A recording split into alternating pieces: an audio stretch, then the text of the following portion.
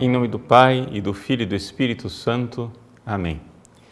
Inspirai ao Senhor as nossas ações e ajudai-nos a realizá-las, para que em vós comece e para vós termine tudo aquilo que fizermos por Cristo, Senhor nosso. Amém. Santa Maria, Mãe de Deus, rogai por nós. Em nome do Pai, do Filho e do Espírito Santo. Amém. Boa noite a todos. Estamos aqui mais uma vez no nosso programa ao vivo e queremos agradecer a presença de vocês e a divulgação desse programa no dia de hoje. O tema que nós iremos tratar hoje, em enfoque principal, é a PLC 122. O que é este projeto de lei? É um projeto de lei que já tramitou na Câmara e agora está no Senado e pode ser votado amanhã, né? Pelo menos essa a expectativa do relator, mas não sabemos se será votado ou não. O fato é que esse projeto de lei foi conhecido, divulgado amplamente na internet, como sendo a lei da mordaça gay. Ou seja, por quê? Porque era um projeto originalmente apresentado por uma série de outras deputadas e senadoras que modificava a lei brasileira, fazendo com que a homofobia fosse um crime. Bom, como a coisa ficou muito polêmica, então agora o projeto caiu nas mãos do senador petista, o senador Paim, e ele então agora vai apresentar o seu relatório, onde a palavra homofobia desaparece.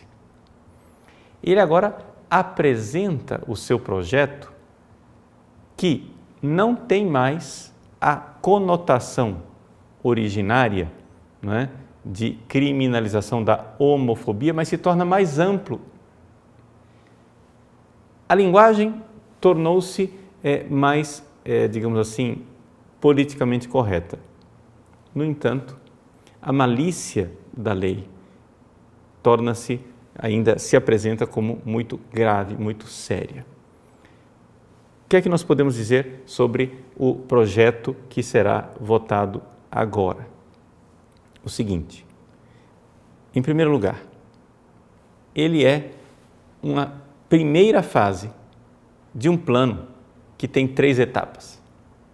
Então, em que consiste?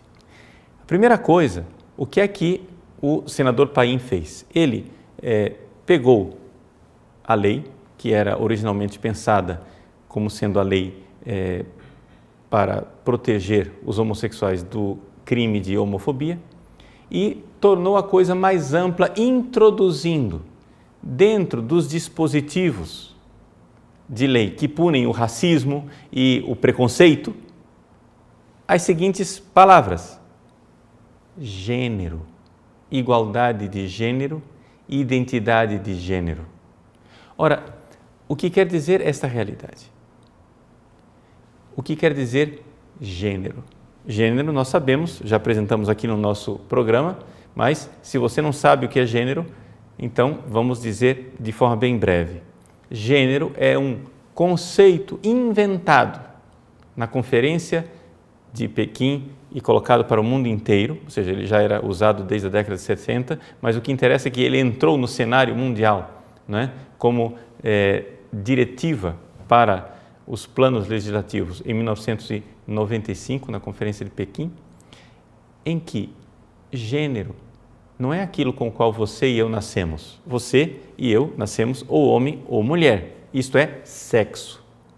Porém, a ideia dessas pessoas é que uma pessoa depois irá desenvolver o seu gênero, ou seja, a sua identidade sexual, e irá escolher se vai ser homem, se vai ser mulher, se vai ser bissexual, se vai ser neutro sexualmente, ou seja, um gênero livre onde ele se constrói.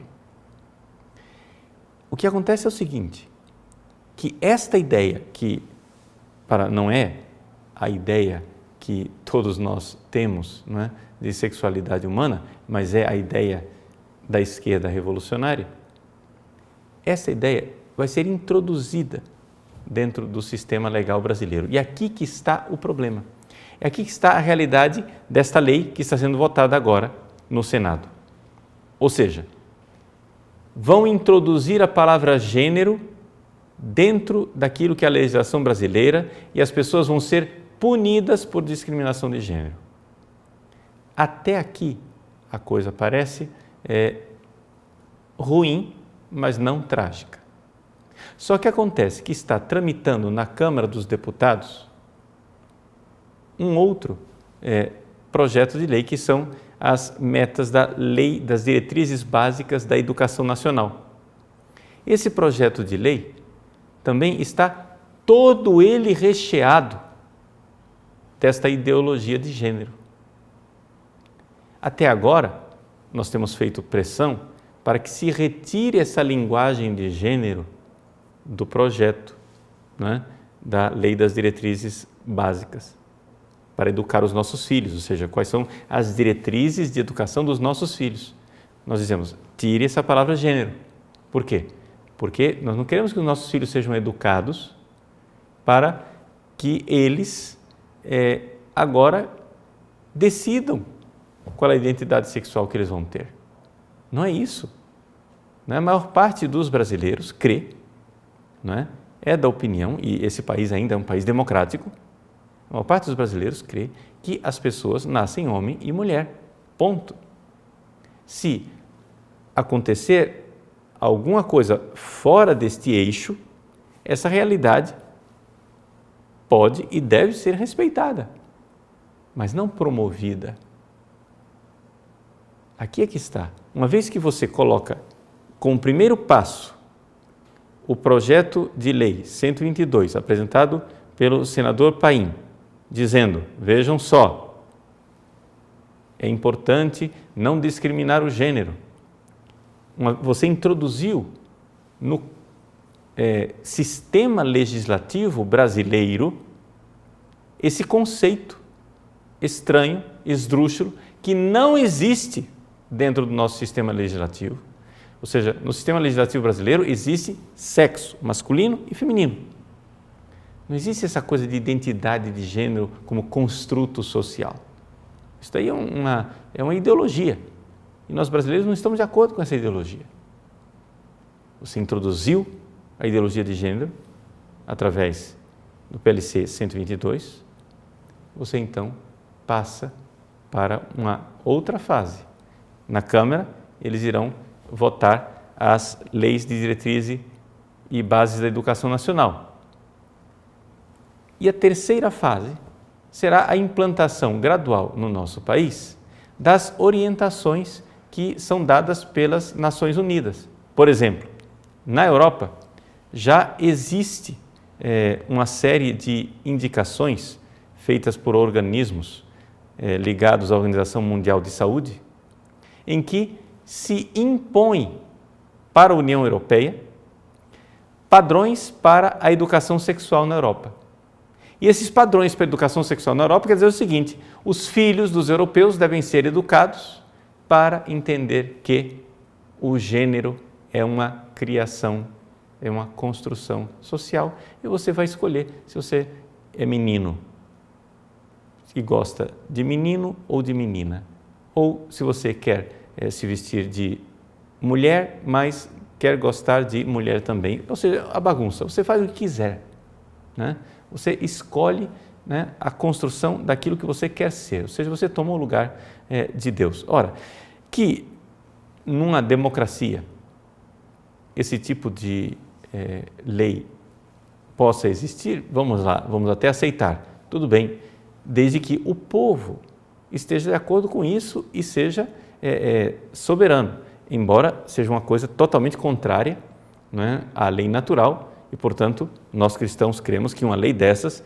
mesmo que o povo estivesse de acordo, seria uma lei imoral. Mas não vamos entrar nessa questão. Vamos entrar simplesmente no debate dentro daquilo que é a democracia. Ora, na democracia o povo precisa ser informado. E o povo brasileiro, nós sabemos, o povo brasileiro é contrário a essa ideologia. Para o povo brasileiro, os pais não gostariam, se eles soubessem o que significa esta lei, o alarme seria dado no país inteiro. Por quê? Porque esta lei é um primeiro passo para que o seu filho, na escola, depois seja obrigado a ser educado nessa ideologia. Ou seja, você pai, você mãe, vai ter o seu filho na escola, aprendendo do professor que ele pode, quando crescer, gostar de homem, gostar de mulher, querer se vestir de homem, querer se vestir de mulher, querer fazer cirurgia de mudança de sexo, usar hormônios, fazer o que quiser. Isso vai ser ensinado como uma opção normal e as crianças vão ser educadas nisto. E, vejam, a orientação das Nações Unidas prevê que esse tipo de educação sexual deve ser dado às crianças, vou ler agora ao pé da letra, o que está no texto, mesmo que os pais tenham sérias objeções aos conteúdos do currículo. Então, é este o problema do PLC 122. Muitas pessoas estão focadas no caráter punitivo dessa legislação. Isso também é importante, claro. Mas o que acontece é que a redação atual feita pelo senador Paim não deixa transparecer com tanta clareza, não é? Aquilo que era o projeto original. Por isso, a ênfase mudou, mas a perversão continua, porque, embora agora, talvez possamos ter um meio suspiro, porque, por enquanto, não estão criminalizando o cristianismo, porque estão sendo tão bondosos a ponto de permitir que padres e pastores, dentro dos seus templos, não é, falem de homossexualismo como pecado. Ao mesmo tempo, nós sabemos perfeitamente que já está cerceada a nossa liberdade religiosa, porque não podemos manifestar isso através de meios eletrônicos. Ou seja, não poderíamos manifestar isso através da internet, através da televisão, através da rádio, não é? Então, nós compreendemos aqui que a liberdade religiosa, não é, vai ser cerceada, sim. Mas esse caráter da liberdade religiosa, na atual redação, não é, tornou-se menos central. Por quê? Porque a introdução do conceito de gênero dentro do sistema legislativo faz com que, no sistema legislativo brasileiro, pela primeira vez, nós tenhamos ali uma base firme na qual se poderá, então, legislar, apresentar tantas outras leis que irão aos poucos pervertendo a nossa sociedade e obrigando os nossos filhos a serem educados dentro dessa perversão que é a ideologia de gênero. Então, atualmente, as 3 fases que já estão em ação são essas. Ou seja, primeiro, a votação do PLC 122, que é possível que seja amanhã, não é? No Senado, e a segunda fase, na Câmara, passa-se à votação das leis diretrizes de base da educação nacional, em que, agora que já introduziu na legislação, nós não teremos mais argumento para dizer que deve ser retirado, né, essa questão de gênero, porque é uma linguagem que não existe dentro do sistema legislativo brasileiro. Podemos argumentar outras coisas, mas a coisa já se torna mais difícil. E a terceira fase é que, uma vez que isso está introduzido nas leis, das diretrizes de base da educação nacional, virão essas orientações da ONU, como já estão fazendo na Europa, de obrigar os nossos filhos a receberem uma educação sexual conforme essa ideologia de gênero. Então, basicamente, é esta a grande dificuldade do PLC 122, além de toda a dificuldade do caráter punitivo e do cerceamento da liberdade religiosa, porque na moral judaico-cristã, que é a moral que construiu a civilização ocidental, o homossexualismo é tido como algo imoral, não é? Atenção, imoral não quer dizer crime. Nós não queremos colocar os homossexuais na cadeia. Não é isso. Mas nós queremos o direito de dizer que isto é imoral. Não é? Então, esta realidade é a realidade que está por trás, não é, do PLC 122. Agora, o que fazer, não é, na prática? O que fazer na prática? O seguinte: em primeiro lugar, você deve se informar da coisa muito mais do que esse simples vídeo, esse simples programa.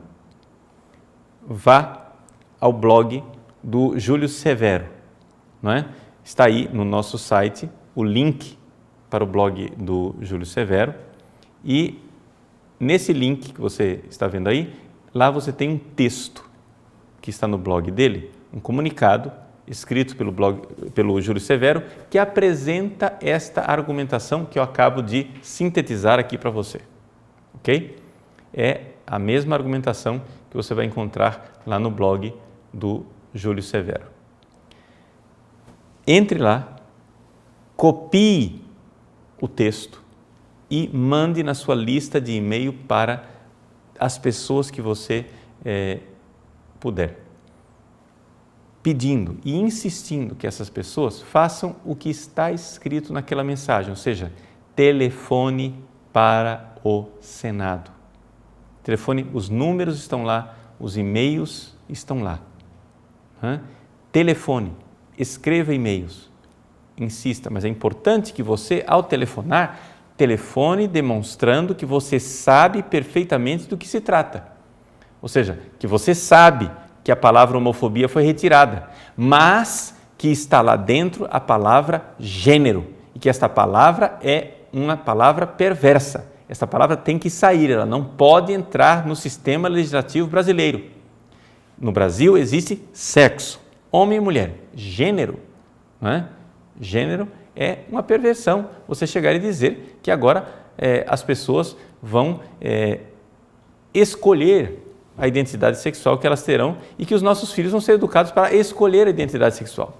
Vejam como o movimento revolucionário ele é contraditório nas suas argumentações.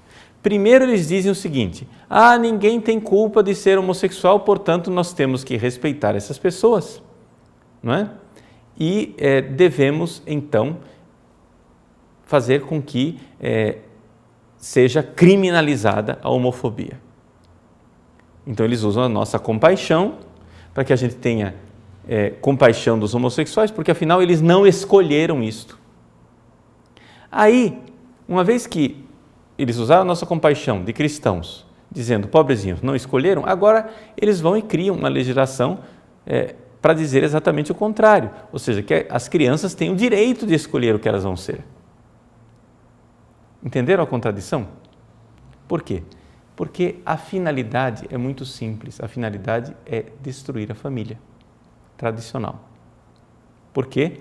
Porque, como nós já vimos abundantemente nesse nosso programa, e você vai encontrar muitos vídeos explicando isso, dentro da ideologia marxista, a família tradicional é uma ideologia burguesa e opressora, e nós devemos destruir a família tradicional. Por isso, essa destruição que está acontecendo da família constituída por homem, mulher e filhos, essa destruição, ela não é uma destruição automática que está acontecendo na sociedade. Não, ela é uma destruição que está sendo programada, não é? Ela foi idealizada por esses marxistas, portanto, essas pessoas, desde Marx e Engels, no seu livro Origem da Família, do Estado e da Propriedade, até outros militantes marxistas, como Sulamita Firestone e Companhia Limitada, não é?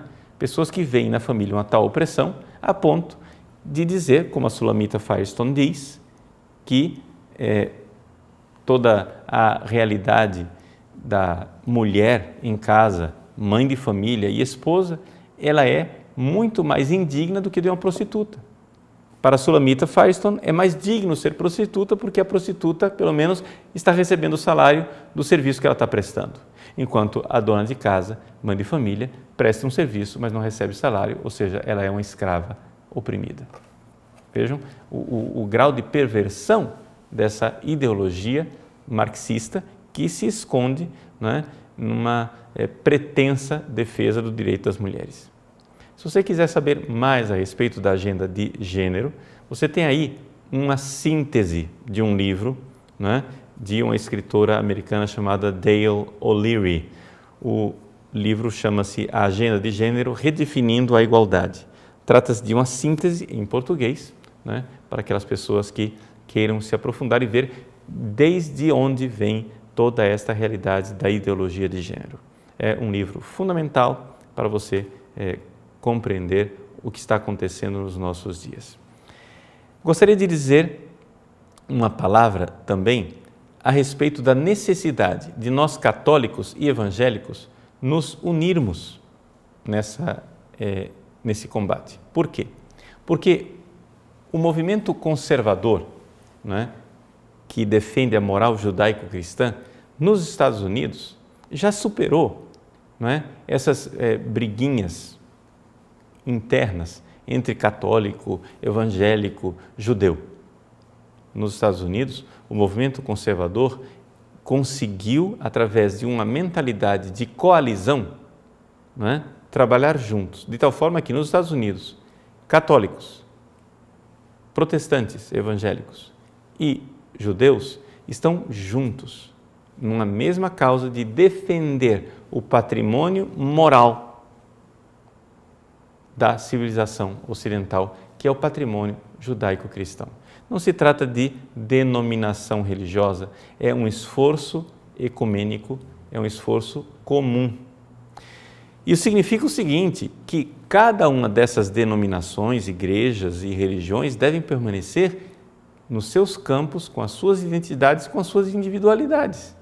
No entanto, neste campo político, nós devemos nos unir. Devemos nos unir e fazer uma coalizão. Agora, muito cuidado. Por quê? Porque o adversário, ou seja, a esquerda, sabe perfeitamente qual é o esquema. O esquema é nos colocar uns contra os outros, não é? Ou seja, católicos, evangélicos, judeus, uns irem contra os outros. Aí eles vão e desenterram coisas.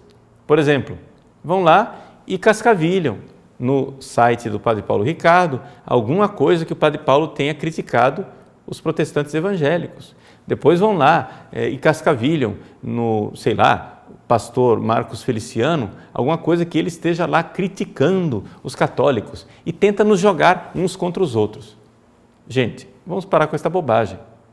É evidente que, como católico, eu creio que a Igreja Católica está correta e, na minha igreja e para o meu público, para as pessoas que eu abordo e eu evangelizo, eu quero convertê-los e fazer deles bons católicos.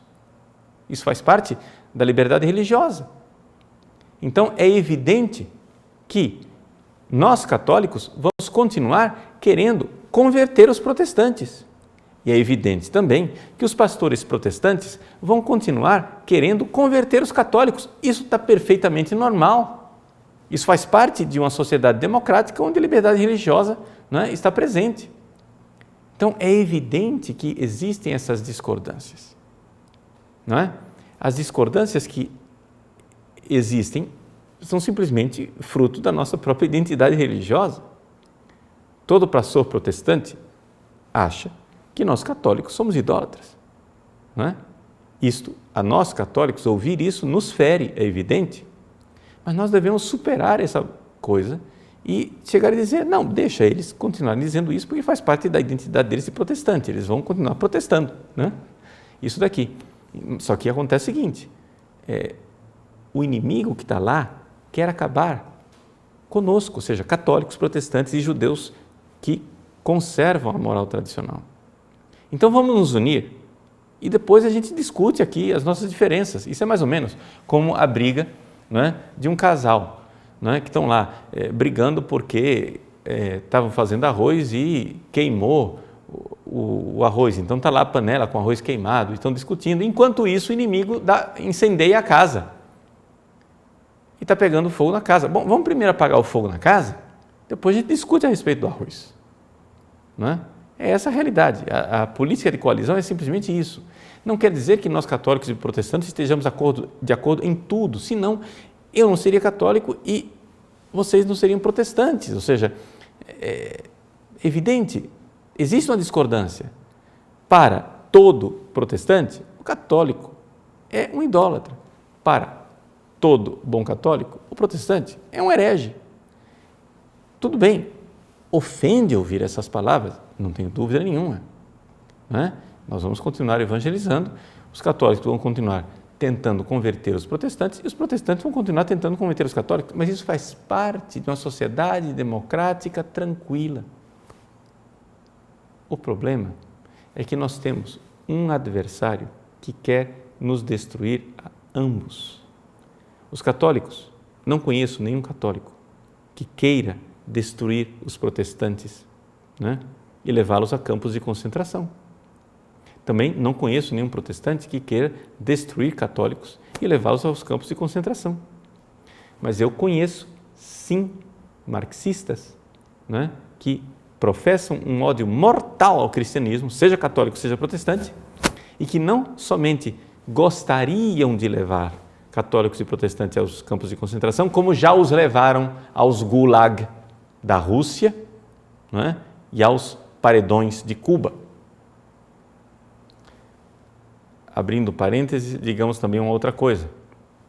Os homossexuais, se eles fossem realmente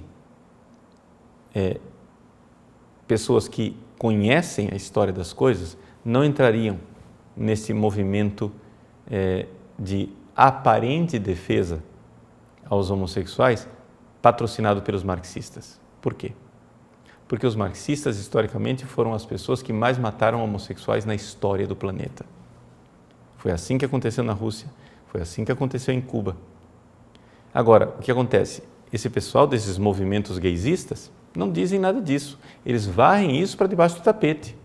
Eles dizem, estamos defendendo os homossexuais. Na verdade, o que vocês estão fazendo é implantando o marxismo, né? E usando os homossexuais como ponta de lança.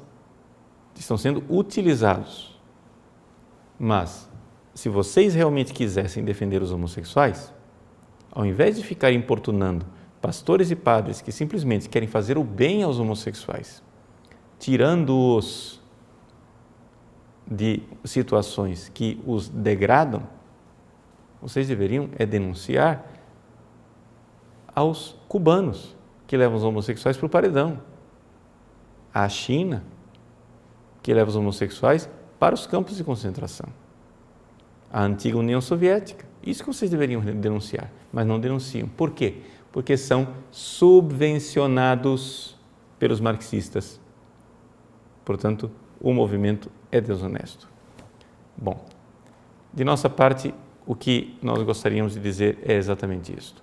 Vamos nos unir e vamos telefonar para o Senado, fazer um grande movimento nacional em que as pessoas saibam qual é a opinião dos brasileiros. Ou seja, estes senadores que estão aí, né, acessem o blog do Júlio Severo, vão lá, peguem a mensagem, colhem no e-mail de vocês, mandem para a lista de e-mail de vocês e não somente, façam a tarefa de casa, telefonem, gastem tempo, amanhã de manhã, telefonando para os senadores, telefonando para esses gabinetes, mostrando que você sabe o que está acontecendo.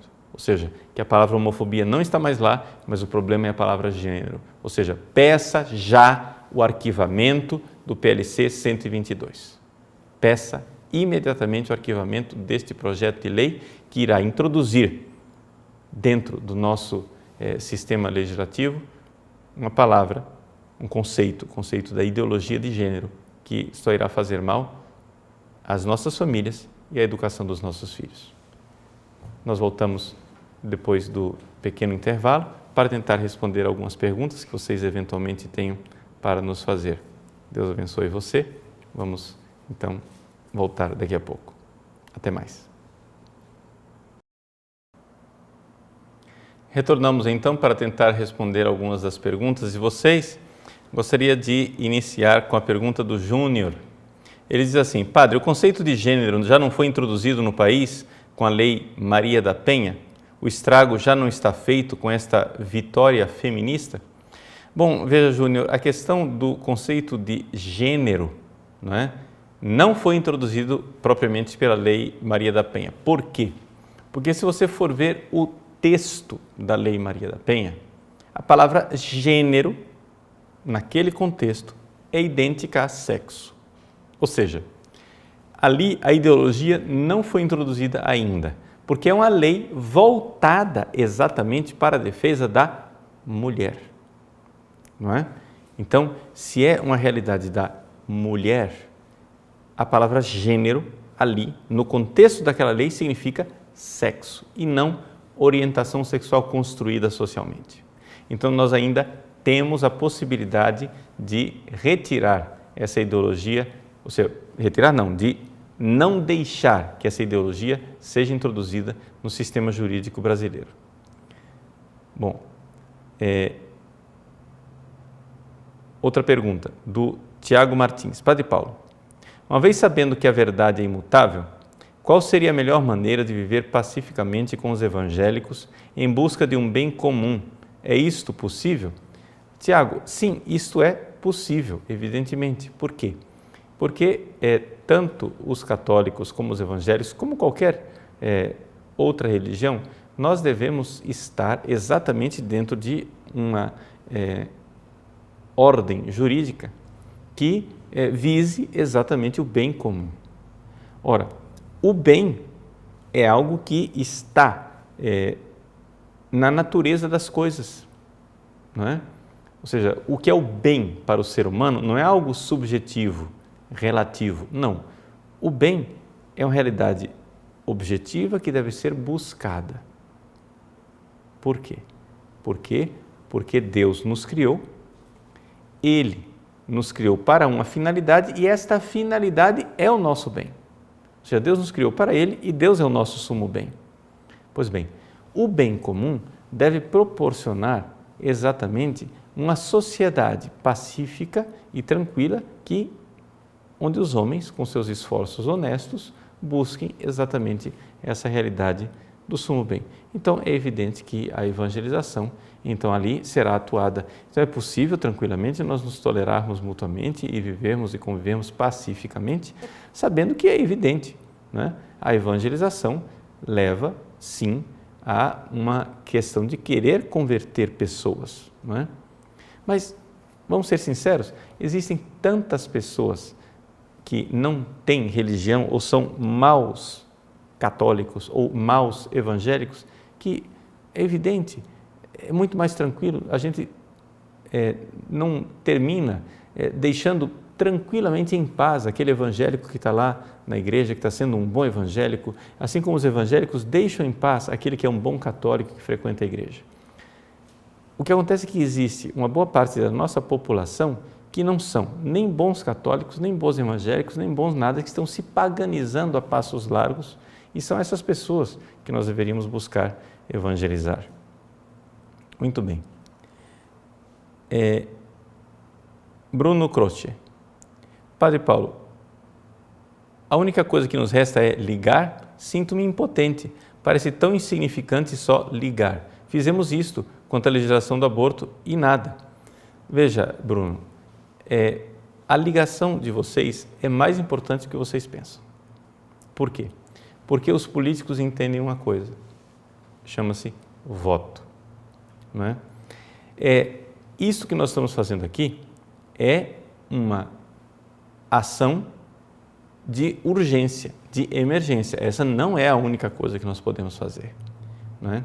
O que nós podemos realmente fazer, não é cada vez mais estudar, não somente estudar aquilo que é a verdade, não é? O ensinamento da igreja, mas também a filosofia perene, aquilo que é a tradição filosófica, não é? Digamos assim, de peso do Ocidente. Podemos também estudar as estratégias desse movimento revolucionário e saber como é que os nossos adversários se comportam e como é que eles estão agindo para destruir a civilização ocidental. E, uma vez que nós estamos estudando, nós devemos comunicar isso a outras pessoas. E, digamos assim, evangelizar essas pessoas, ou seja, educá-las, transmitir este conhecimento. Por quê? Porque a grande verdade, Bruno, é que nós temos um país onde as pessoas não estão sabendo o que está acontecendo. Ou seja, o sistema revolucionário conseguiu dominar a classe falante. Então, através de rádio, televisão, jornais, etc., ninguém fala nesses assuntos, portanto, ninguém conhece, né? Algumas pessoas estão aqui fazendo várias perguntas, e vou respondê-las todas juntas, sem citar a pergunta especificamente. Por que é que padres, bispos, autoridades da igreja não tomam providências? Eu vou lhe dizer por quê. A maior parte deles ignora totalmente essa questão. Não sabe sequer que isso tudo está acontecendo e acontecendo da forma que está acontecendo. Por quê? Porque engolem aquilo que eles leem nos jornais. O que é que eles leem nos jornais? Eles leem nos jornais que a PLC 122 foi transformada... Desculpem. A PLC 122 foi transformada numa lei que irá simplesmente criminalizar o preconceito. Ponto. Se você apresenta as coisas dessa forma, é evidente, mas quem é que vai ser a favor do preconceito? Ninguém. Nem o catecismo da Igreja Católica é a favor do preconceito. Não é? O catecismo da Igreja Católica, quando fala dos homossexuais, não é? Diz claramente que deve-se evitar toda discriminação injusta. Já está lá, está no catecismo da própria igreja. O problema não está na discriminação. O problema está no conceito de gênero, que está sendo introduzido dentro do nosso sistema legislativo e é uma perversão. Agora, a pergunta, quantos, né, dos nossos padres e bispos sabem dessa realidade? Não sabem, né? Se nós poderíamos culpabilizar alguém, então vamos culpabilizar teólogos, né, estudiosos que deveriam estudar essas coisas e não estudam, ou assessores, né, estudiosos de política dentro da igreja que deveriam saber dessas coisas e, se sabem, não estão alertando os bispos, ou então estão naquela política do avestruz, enfia a cabeça no buraco que o perigo passa. Né? Mas o perigo não vai passar. Eles chegaram ao poder, eles estão articulados, estrategicamente determinados, eles têm militância, estratégia, finalidade. Nós não temos nada disso. Ou seja, nós temos, sim, um conhecimento. Nós temos, sim, uma finalidade, mas nós não montamos uma militância. Então, o que é que nós podemos fazer concretamente? São dois tipos de ação. Esse tipo de ação, que é a ação imediata urgente, né, de apagar o fogo, que precisa ser feita. Mas existe um outro tipo de ação, que é o tipo de nós montarmos o exército, ou seja, montarmos a militância conservadora no nosso país. Mas isso não vai acontecer se não houver estudo. Então você pode estudar e transmitir para outras pessoas. Eu digo isso para os alunos do site, né? Para os alunos do site eu digo constantemente, estudem, mas não somente estudem, ensinem. Eu encontrei um aluno esses dias do interior de São Paulo, ele disse, padre, mas eu não sei como fazer, porque eu não tenho uma sala de aula. Você não precisa de sala de aula, você precisa de uma pessoa. Encontre uma pessoa de boa vontade, né, que você está vendo que você pode aos poucos ir jogando as informações para ela, vai ensinando, vai fazendo alguma coisa. Né? Você pode ir alertando professores cristãos, que você sabe, né? Você pode ir, digamos assim, colocando material, esses materiais que a gente está passando para vocês no site, né, ele pode ser divulgado, vocês podem passar para as pessoas e as pessoas então vão tomando consciência. Nós não tínhamos absolutamente nada, zero de movimento conservador no Brasil. A coisa já está crescendo. nós já somos mais numerosos, nós já estamos atuando. Agora, é evidente que nós não estamos prontos, não é, para uma proposta uma proposta política concreta de chegar ao poder. É evidente que não. Nossa, padre, agora o senhor me assustou. O senhor quer chegar ao poder? Mas é evidente que nós cristãos queremos estar no poder. É evidente. O que é que você pensa que poder é? Né? O poder é também um verbo. Você quer poder educar os seus filhos na fé cristã? Você quer poder se defender dessas ameaças revolucionárias? Você quer poder não ter a sua empresa asfixiada por uma carga tributária terrível? Você quer poder livrar o cristianismo dessa ameaça marxista? Ora, se você quer poder tudo isso, você quer o poder. Agora, é evidente que eu, Padre Paulo Ricardo, não vou ser candidato a nada. Por quê? Porque eu sou padre, né, e o direito canônico me proíbe de entrar na política partidária. Então, eu não serei candidato. Mas nós, católicos, temos leigos. E esses leigos devem, então, né, tomar cada vez mais consciência. Nós deveríamos e devemos formar a nossa militância para, formando a nossa militância, chegarmos a uma proposta política concreta, que será uma proposta política democrática, né? Tolerante, respeitosa. Não estamos com nenhuma proposta ditatorial, mas quem está com proposta ditatorial, né, são exatamente os marxistas. Estude o que é que eles querem dizer com radicalizar a democracia, né? Ou seja, chegou a hora de radicalizar a democracia, quer dizer o seguinte, chegou a hora de implantar a ditadura do proletariado. Né? Eles têm uma série de pegadinhas, de frases deles, que só eles entendem. Né? Então, nós precisamos tomar cuidado, porque a ideologia marxista, ela é intolerante e ditatorial. Está usando um discurso da tolerância, o discurso da misericórdia, o discurso da compaixão para com os homossexuais, mas não é nada disso que eles querem. Eles querem a tomada total do poder para aniquilar a democracia do nosso país. É este o projeto marxista. Tá bom? Então, Aline Silva. Olá, Padre Paulo. Se o PLC 122 foi aprovado, a Igreja corre o risco de, com o tempo, ser obrigada a celebrar uma união, um matrimônio, a verdadeira família, homem, mulher e filhos, não chegaria a ser uma aberração e ser destruída? Só ligar não seria pouco demais? Não é uma solução ir às ruas? Veja só, Aline. Primeira coisa, nós não estamos nesse estágio ainda, pelo menos, né? Ou seja, é o que se pretende tornar a família tradicional uma realidade obsoleta, sem dúvida alguma. Não estamos no estágio em que eles vão obrigar os padres a celebrar matrimônios homossexuais e, se nós nos recusarmos, irmos para a cadeia. Não chegamos nisso ainda. É possível e provável que chegue. Ligar não é pouco demais? Sim, é pouco, claro que é pouco. Nós precisamos ir às ruas. Muito bem, então comece a gritar, vai lá, vamos ver quantos vão para a rua. Você sabe o que está acontecendo com as pessoas de boa vontade desse país, os cristãos desse país?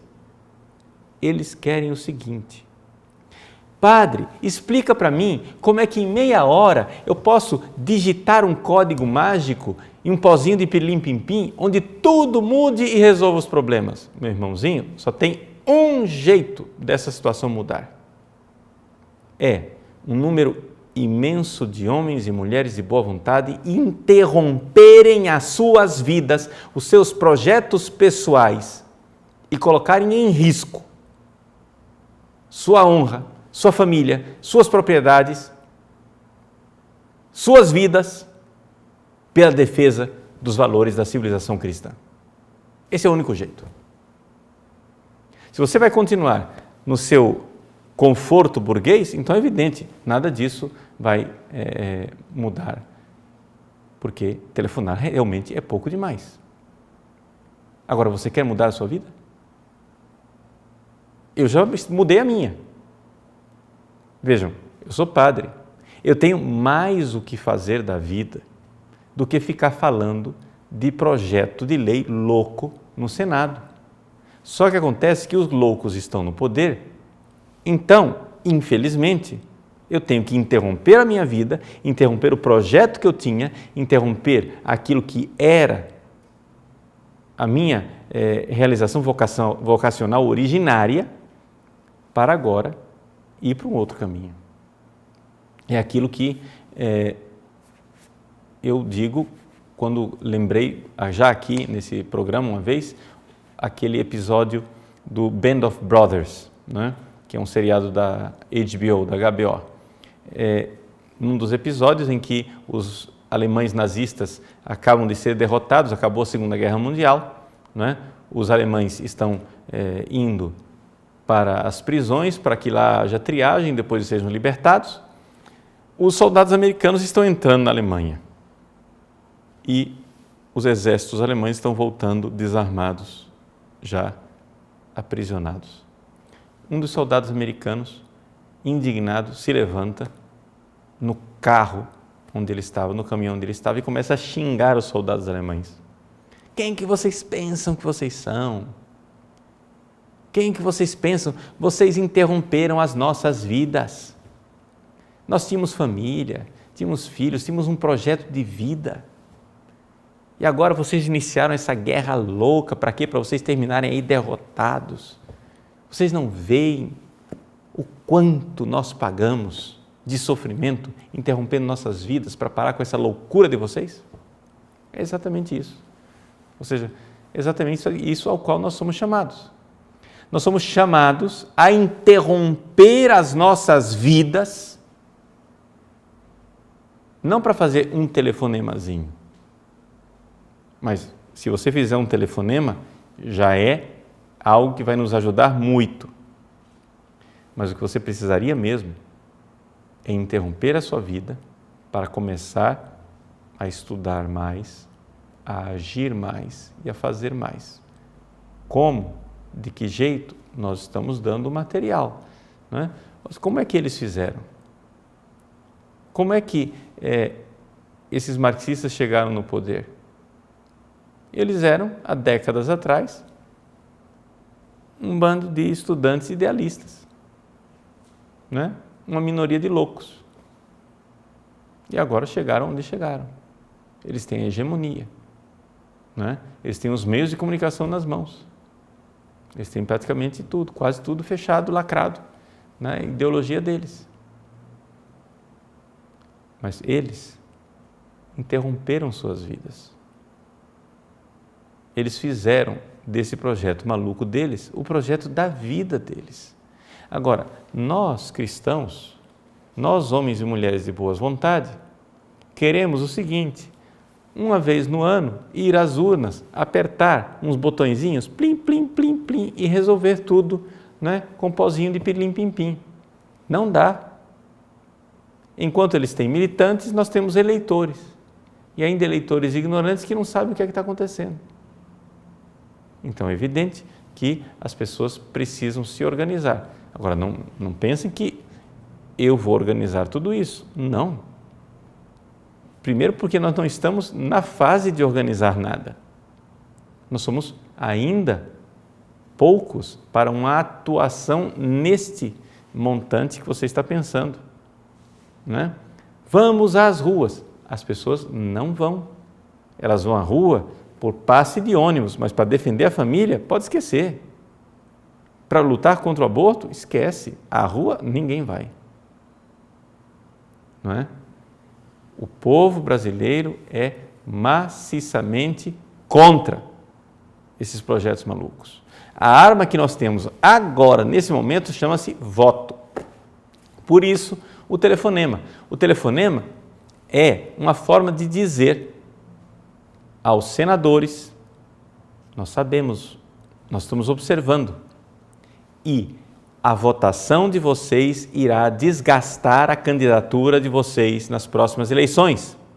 Vários desses senadores vão sair como candidatos a governador, vão sair como candidatos para a reeleição no Senado, vão sair como candidatos a outras coisas. Muito bem, a única arma que nós temos agora, eficaz, eficiente, é o seguinte, é o voto.